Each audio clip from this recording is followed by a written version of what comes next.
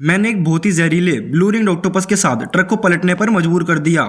जैसे ही मैंने गांव वालों को लूटने के लिए आते देखा, मुझे समझ आ गया कि मेरा प्लान काम कर गया है। ये सब इसीलिए क्योंकि 10 साल पहले मेरे फादर का ट्रक रास्ते में कील से पंचर हो गया था, जिससे एक बहुत ही डेडली एक्सीडेंट हुआ। ट्रक में जो सारे भीड़ थे उन्हें पास के गांव वालों ने लूट लिया।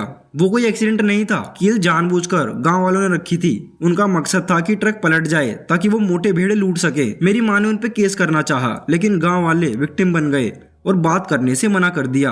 पुलिस भी कुछ नहीं कर पाई, केस बंद कर दिया गया। 10 साल बीत गए, वक्त पल भर में निकल गया। मैं खुद एक बड़ा ट्रक चलाकर वापस उस गांव से गुजरा, लेकिन इस बार मेरा ट्रक नॉर्मल ऑक्टोपस ले जा रहा था, ऐसा लग रहा था। पर असल में वो ब्लू रिंग्ड ऑक्टोपस थे, बहुत ही जहरीले। और मैं जानबूझकर गांव से कुछ किलोमीटर पहले रुक गया आराम करने के लिए। अगले ही पल एक बूढ़ा आदमी बड़े एक्साइटमेंट के साथ मेरे पास आया। बेटा, ये माल कहाँ ले जा रहे हो? मैंने कहा, मैं कैपिटल जा रहा हूँ, वहाँ एक लग्जरी होटल के लिए ऑक्टोपस साशिमी ले जा रहा हूँ। ये सुनते ही बूढ़े ने जोर से हंसना शुरू कर दिया। इस बूढ़े को मैंने 10 साल पहले देखा था, जब मैं अपने फादर की डेड बॉडी लेने गया था। अगर उसने उस वक्त रास्ते में आकर मेरे फादर को गांव के अंदर जाने के लिए ट्रिक ना किया होता तो कुछ भी नहीं होता। उसकी नजर मेरे ऑक्टोपस वाले ट्रक पर टिक गई और उसका एक्सप्रेशन धीरे धीरे और एक्साइटेड होता जा रहा था। फिर बूढ़े ने कहा, आगे हाईवे बंद है, मैं तुम्हें नेशनल रोड से ले जाऊंगा, वहाँ से छोटा रास्ता है, मेरा घर बस आगे ही है, तुम मुझे ड्रॉप भी कर सकते हो। एक और बदकिस्मत इंसान उसके जाल में फंस चुका था। मुझे ये पूरा प्रोसेस परफेक्टली पता था। वो 20 सालों से ये घिनौना काम कर रहा था। ना जाने कितने ड्राइवर्स की जिंदगी उसने बर्बाद कर दी थी, लेकिन उसे जरा भी एहसास नहीं था। इस बार मैं पूरी तैयारी के साथ आया था। यहाँ आने से पहले मैंने बाकी विक्टिम्स की फैमिली के साथ प्लान डिस्कस किया था। मैंने एक और बड़ा ट्रक भी अरेंज किया था। जैसे ही मैं गांव में एंटर करता, वो ट्रक मेरे पीछे पीछे आता, शराब लेकर। फिर मैंने कहा, तो ठीक है, धन्यवाद सर, आप जल्दी से चढ़ जाएं। बूढ़ा ऐसे ट्रक में चढ़ा जैसे वो उसका अपना घर हो। चुपके से उसने अपना फोन निकाला और दूसरों को मैसेज भेजा लूट के लिए तैयार रहने को। बेटा, ये कैसे ऑक्टोपस हैं? इनकी बॉडी पर ब्लू सर्कल्स है, मैंने कभी नहीं देखे। फिर मैंने कहा, ये इम्पोर्टेड वैरायटी है, ये सिर्फ कैपिटल के बड़े होटल्स के लिए होती है, साशिमी बनाने के लिए। हम जैसे आम लोग इसे अफोर्ड नहीं कर सकते। वाह, तो ये बहुत ही फ्रेश और टेस्टी होंगे, इसीलिए शहर की लोगों की स्किन इतनी सफेद होती है। कौन सोच सकता है कि ये ऑक्टोपस रो खाया जाता है। बूढ़े के दिमाग में सिर्फ ट्रक पलटने के सीन चल रहे थे और कैसे वो सारा माल लूटेंगे। वो इतना एक्साइटेड था कि अपनी स्माइल रोक ही नहीं पा रहा था, लेकिन उसने बिल्कुल नोटिस नहीं किया। ट्रक पर बड़े लेटर्स लिखे थे, dangerous product, consumption strictly prohibited. Truck तेज स्पीड में गाँव के अंदर घुस गया। तभी अचानक बूढ़ा अपना पेट पकड़ के चिल्लाने लगा, मेरे पेट में दर्द हो रहा है, मुझे थोड़ी देर के लिए नीचे उतरने दो, मैं खुद ही वापस आ जाऊंगा। बूढ़ा पहले ही गांव वालों को बोल चुका था कि गांव में ट्रैप लगा दे। इस वक्त नीचे उतरने की रिक्वेस्ट सिर्फ इसलिए की थी क्योंकि वो पलटने वाला एक्सीडेंट में फंसना नहीं चाहता था, लेकिन मैं उसे इतनी आसानी से जाने नहीं देने वाला था। हम लगभग गांव के सेंटर तक पहुंच गए हैं, वहां मैं आपको उतार दूंगा। मैंने स्पीड और बढ़ा दी। बूढ़ा तुरंत डर गया। फिर बूढ़े ने बोला, अगर मैंने ट्रक में ही कर दिया तो बहुत बुरी स्मेल आएगी, बाद में कोई साफ भी नहीं करेगा। फिर मैंने कहा, फिक्र मत कीजिए, हम ट्रक ड्राइवर्स ने सब देखा है, आपके सीट के नीचे एक पोर्ट है, मैं भी यूजुअली ट्रक में यूज करता हूँ। उसने कहा, ट्रक रोको, तुम बहुत आगे आ गए हो, मेरा घर पीछे है। बूढ़ा बहुत ज्यादा बेचैन होता जा रहा था। उसने गाड़ी का हैमर उठाया और विंडो ग्लास पर जोर से मारा, लेकिन जितनी भी कोशिश कर ले ग्लास पर एक स्क्रैच भी नहीं आया, क्योंकि ये ग्लास टूटने वाला नहीं है। ये custom made bullet proof glass है, मैंने अभी अभी खरीदा है, प्लीज इसे तोड़ने की कोशिश मत कीजिए। जैसे ही गांव पहुंचते हैं मैं आपको उतार दूंगा। मैं तुमसे हाथ जोड़ के बोलता हूँ, गाड़ी रोको और मुझे उतरने दो। मैं अभी सिर्फ 79 साल का हूँ, मैंने अभी जिंदगी पूरी नहीं जी है, गाड़ी क्यों रोकूं? फिक्र मत कीजिए सर, मैं बहुत अच्छा ड्राइवर हूँ। उसने कहा, मैंने आगे किसी से ट्रैप तैयार कराया है, जब वक्त आएगा गाड़ी पलट जाएगी और हम दोनों मर जाएंगे। ये सब तुम मुझे अब क्यों बता रहे हो? अचानक गाड़ी एक मिट्टी के ढीले से टकरा गई जो गांव वालों ने जमा किया था। फ्रंट टायर हवा में उठ गया और सीधा उस कील पर चला गया जो उन्होंने रखी थी। एक पल में गाड़ी लेफ्ट साइड से झुकने लगी। मैं चाहे स्टीयरिंग घुमाता या ब्रेक लगाता, सब बेकार था। गाड़ी सीधा पास की दुकान में जाके टकरा गई। एक सेकंड में मुझे लगा मेरे अंदर के ऑर्गन्स हिल गए हों। अच्छा हुआ मैंने इम्पैक्ट प्रूफ वेस्ट पहना था, अगर वो नहीं होता तो मैं वहीं मर गया होता। मैंने साइड में देखा, बूढ़ा विंडशील्ड से टकरा गया था, उसकी पूरी बॉडी घावों से भर गई थी। जल्दी 120 पर कॉल करो। बूढ़े ने अपना फोन उठाया, लेकिन पुलिस को कॉल करने की हिम्मत नहीं कर रहा था क्योंकि उसे अपने फोन में रखी एविडेंस डिलीट करनी थी। लेकिन हेड इंजरी की वजह से उसे सब कुछ धुंधला दिख रहा था और चक्कर आ रहे थे। वो डिलीट बटन भी देख नहीं पा रहा था। आप ठीक हैं? क्या मैं आपको हॉस्पिटल ले जाऊं? मैंने मौका देखकर उसके हाथ से फोन छीन लिया। इतनी इंपॉर्टेंट एविडेंस मैं कैसे उसे डिलीट करने देता। अचानक मैंने अपने आसपास तेज कदमों की आवाज सुनी। गांव वाले हर एक के हाथ में बम्बू की टोकरी थी।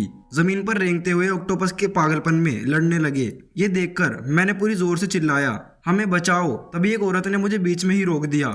हम तुम्हारे लिए पुलिस क्यों बुलाएं? मेरे बूढ़े ने पहले ही बताया था, ये ऑक्टोपस अमीर लोगों का खास खाना है, बहुत टेस्टी होते हैं। इस बार मैं घर ले जाऊंगी टेस्ट करने के लिए। फिर मैंने कहा, प्लीज कोई पुलिस को बुलाओ, हमें बचाओ। फिर उसने कहा, हम बूढ़ी औरतें फोन चलाना नहीं जानती, अगर बच सकता है तो खुद निकल जा। क्या बात है, अब हम भी अमीर लोगों का खाना टेस्ट करेंगे। इस बार हम अमीर बन जाएंगे।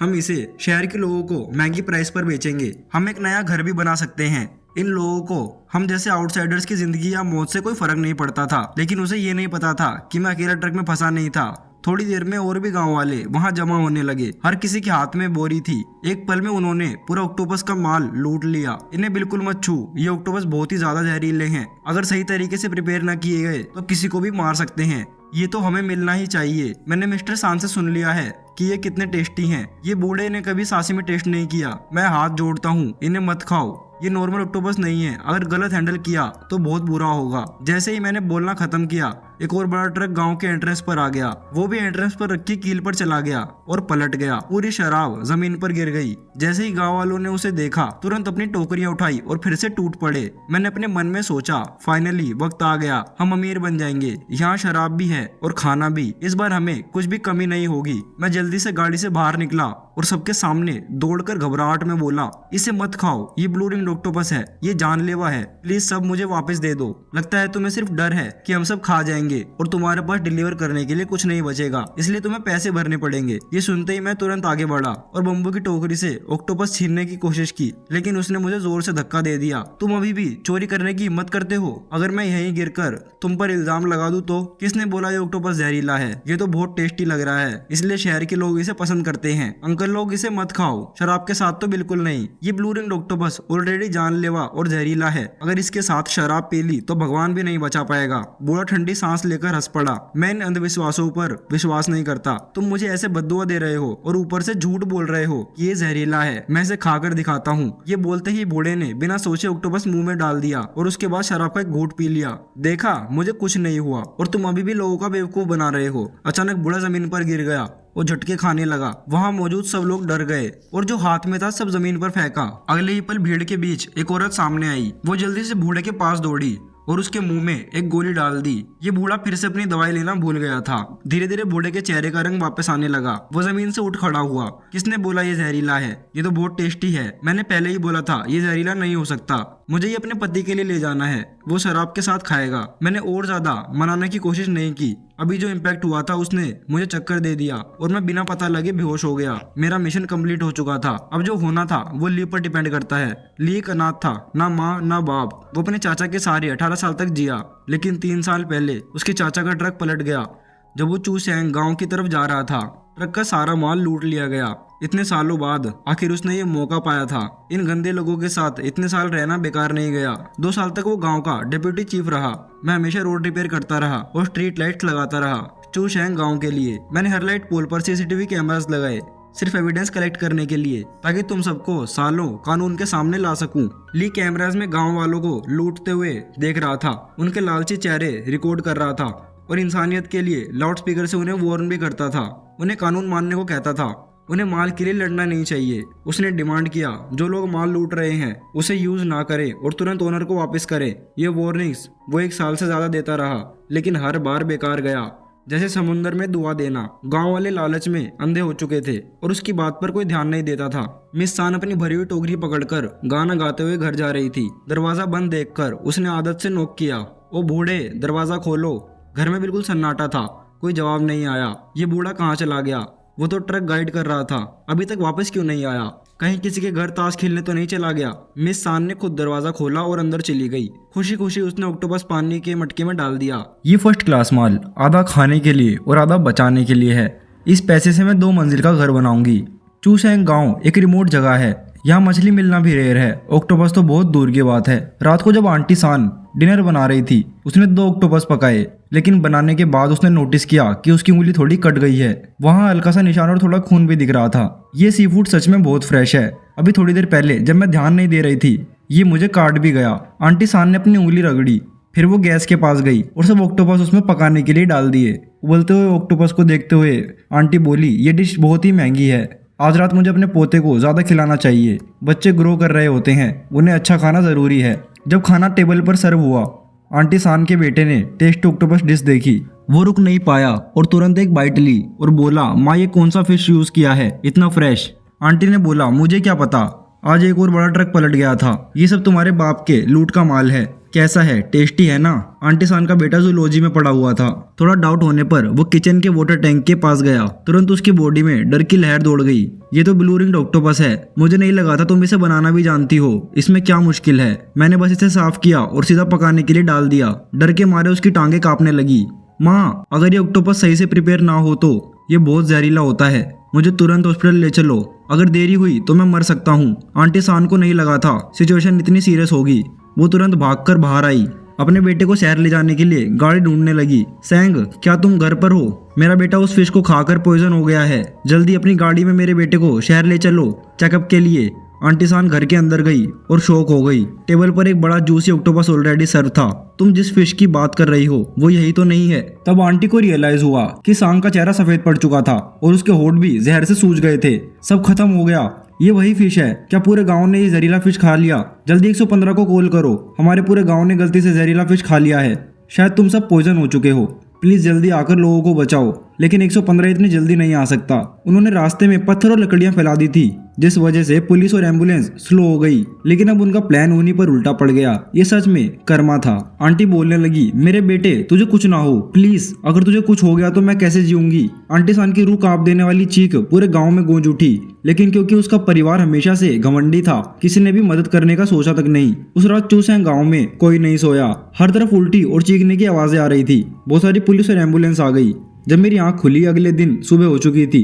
तुम्हारी चोट ज्यादा सीरियस नहीं है, लेकिन जो बूढ़ा तुम्हारे पास बैठा था उसकी हालत बहुत खराब है। उसके दिमाग में ब्लीडिंग हो गई और उसकी टांगे पूरी तरह टूट चुकी थी। उसे बहुत लेट हॉस्पिटल लाया गया और रास्ते में ही उसकी डेथ हो गई। ये सुनकर मैं अपनी हंसी नहीं रोक पाया। बाहर के गांव वालों पर सच में बड़ी मुसीबत टूट पड़ी थी। पता नहीं उन्हें ये ऑक्टोपस कहां से मिले, लेकिन उन्हें खाने के बाद कुछ लोग बेहोश हो गए और उनके पूरे बॉडी में झटके आने लगे और सीरियस केसेस में ऑर्गन्स फेल हो गए। उन्हें आईसीयू में ले जाना पड़ा। कुछ लोग तो वहीं मर भी गए। मैंने पहली बार इतना बड़ा फूड पॉइजनिंग इंसिडेंट देखा है। अब बड़े डिपार्टमेंट्स इस केस की इन्वेस्टिगेशन कर रहे हैं। जल्दी मीडिया वालों को भी ये खबर मिल गई। बिना बताए सब लोग चूसैंग गांव में पहुंच गए अपने बड़े बड़े कैमरास के साथ और गांव के ऑफिशियल्स पर फोकस कर रहे थे। अब जल्दी से किसी को ढूंढना होगा जो ट्रक की एविडेंस मिटा दे और किसी को मीडिया को हैंडल करना होगा। मैं क्या करूं? गांव का लीडर टेंशन में था, लेकिन उसके पास कोई प्लान नहीं है। तभी अचानक गांव में एक बड़ी आग लग गई।